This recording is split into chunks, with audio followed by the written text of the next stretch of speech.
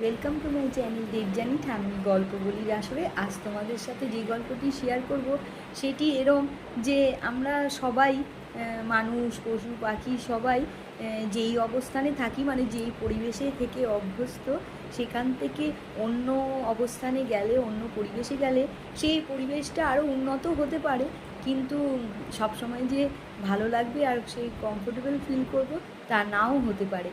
চলো গল্পটি শেয়ার করি। গল্পটি যদি তোমাদের ভালো লাগে তাহলে লাইক, কমেন্ট আর শেয়ার করে দিও, আর চ্যানেলটিকে সাবস্ক্রাইব করে দিও।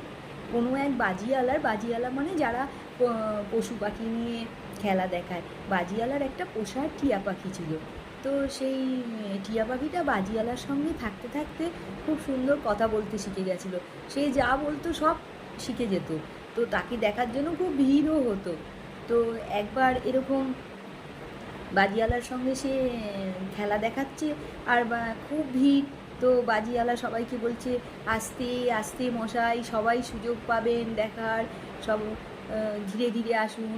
তো সেটাও সেই পোষা টিয়া পাখি শিখে গেছিলো।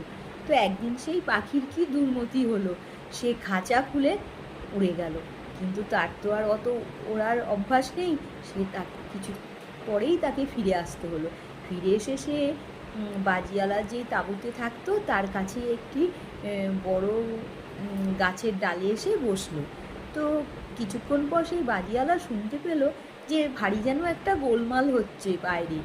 তো সে বেরিয়ে এসে দেখলো অন্য পাখিরা সেই তার পোষা টিয়া পাখিকে আছড়িয়ে পালক ছিঁড়ে খালি উত্তপ্ত করছে, আর সে বেচারা ভয়ে জড়সড় হয়ে বসে আছে আড়ষ্টভাবে, আর খালি বলছে, আস্তে আস্তে মশাই, সবাই সুযোগ পাবেন, সবাই ধীরে ধীরে আসুন। তখন সে বুঝতে পারলো ব্যাপারটা কি। তাড়াতাড়ি সে গিয়ে খাঁচাটা নিয়ে এসে সেই গাছের নিচে রাখলো, আর খাঁচার দরজা খুলে দিল। অমনি পাখি সেই খাঁচার ভিতরে ঢুকে তবে সে স্বস্তি পেল।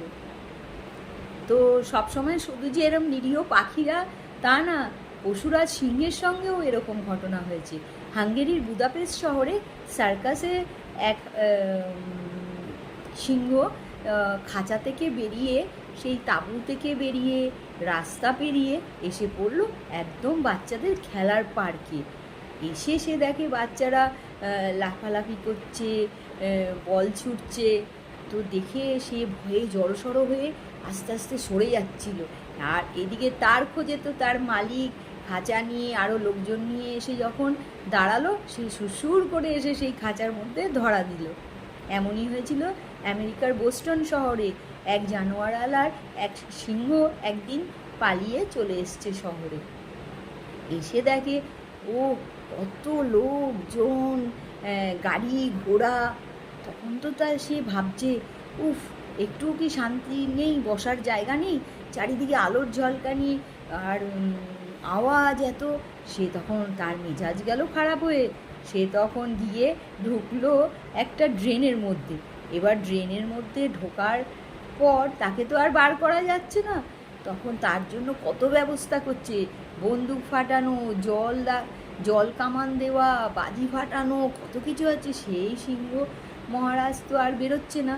এমন সময় কার হাত থেকে যেন একটা বালতি পড়ে গেছে, আর ঝনঝন করে আওয়াজ হলো।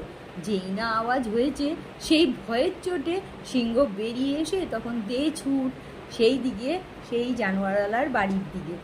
তো এরমই হয় সুকুমার রায়ের এই খাঁচার বাইরে খাঁচার পশু গল্প থেকে। এই যে আমরা পড়লাম, দেখলাম যে যেই পরিবেশে বা অবস্থানে থাকে সেটাই সবচেয়ে ভালো আর কি।